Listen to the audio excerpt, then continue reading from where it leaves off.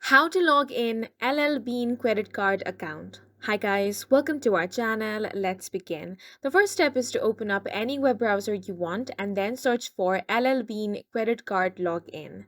Now click on this very website right here. Once you're here, you can find the sign on option. So here you want to enter your user ID.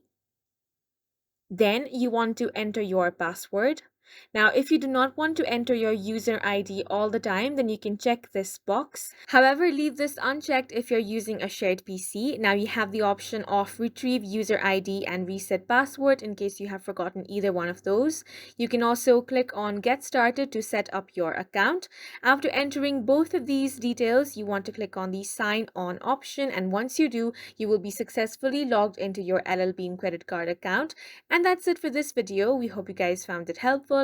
Please make sure to hit the like button and subscribe for more helpful tutorials.